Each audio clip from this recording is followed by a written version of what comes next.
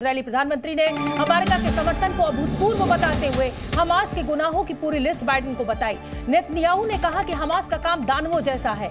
7 अक्टूबर के दिन को काला दिन बताते हुए नेतन्याहू ने कहा हमास ने बच्चों को, महिलाओं को मारा है, वो आईएसआईएस और नाजियों से भी ज्यादा खतरनाक है।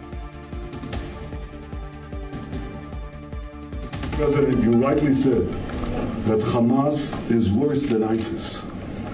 The German Chancellor, who visited here yesterday, said that Hamas were the new Nazis. You're both right. And just as the civilized world united to defeat the Nazis and united to defeat ISIS, the civilized world must unite to defeat Hamas. I can assure you, Mr. President, Israel is united to defeat Hamas.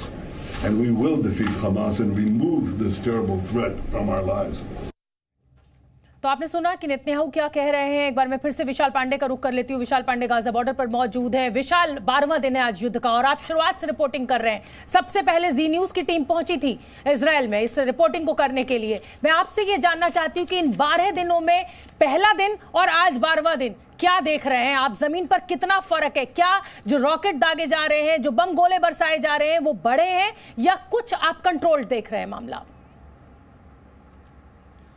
देखिए शोभना, क्योंकि हम लगातार ground zero से report कर रहे हैं और इस वक्त मैं तेल अवीव में मौजूद हूं, जहां पर ये बाइडेन और बेंजामिन नेतन्याहू की मुलाकात चल रही है। और इस 12 दिन में पहला दिन तो हमास का था 7 अक्टूबर को, जब हमास ने इस इलाके में आतंकी हमला किया जो गाजा बॉर्डर से सटे हुए एरिया है, चाहे वो एशकलॉन हो, सदरौत हो या फिर रीम म्यूजिक फेस्टिवल की जगह हो, किबुत्स बेरी हो, इन सब जगह पर हमास ने नरसंहार किया। लेकिन उसके बाद बाकी के 11 दिन आप इजराइल का कह सकते हैं। इजराइल ने पलटवार किया है। इजराइल ने जवाबी कार्रवाई में जो हमास के आतंकी ठिकाने हैं उन ठिकानों को निशाना बनाया है, हमास के कई टॉप कमांडर्स को मार गिराया है। और साथ ही इस दौरान मैंने यह देखा कि इजराइल की तरफ से उत्तरी गाजा में रहने वाले लोगों को यह मौका दिया गया था कि उस इलाके को छोड़कर दक्षिणी गाजा की तरफ चले जाएं। लेकिन अभी भी शोभना, गाजा पट्टी में मानवीय सहायता नहीं पहुंच पा रही है, क्योंकि रफा जो क्रॉसिंग है मिस्र की तरफ से वो अभी भी बंद है। मिस्र उस क्रॉसिंग को खोल नहीं रहा है। दुनिया भर से जो मदद की सामग्री पहुंच भी रही है वो अभी भी गाजा पट्टी के अंदर नहीं जा पा रही है। बाइडेन जब इस समय नेतन्याहू के साथ मुलाकात कर रहे हैं तो उस मुलाकात के दौरान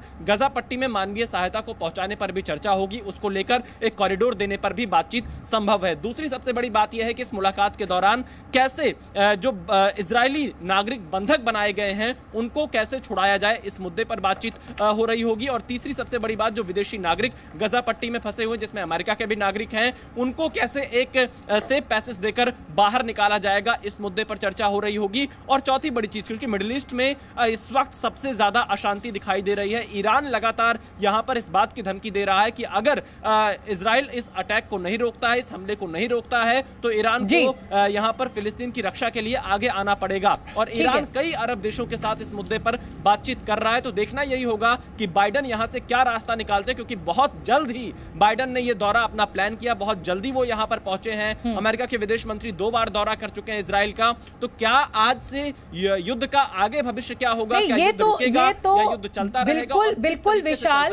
बिल्कुल विशाल, आप ठीक कह रहे हैं। दीपक जी, मैं आपका रुख करना चाहूंगी कि इजराइल के ऊपर हमला हुआ और इजराइल सक्षम देश है, मुंह तोड़ जवाब दे रहा है, लेकिन यूरोपीय देशों की एकजुटता देखिए। ऐसे आतंकी हमले तो बहुत देशों के ऊपर हुए हैं, लेकिन तब किसी की आवाज सुनाई नहीं देती और अमेरिका का इस तरीके का रुख सामने नहीं आता है। जब भारत के ऊपर इस तरीके का आतंकी हमला होता है तो ये अमेरिका जो है वो पाकिस्तान का भी पीछे से साथ देता हुआ नजर आता है। तो क्या ये जो दोगलापन है दुनिया का, वो भी खुलकर इस समय सामने आया है?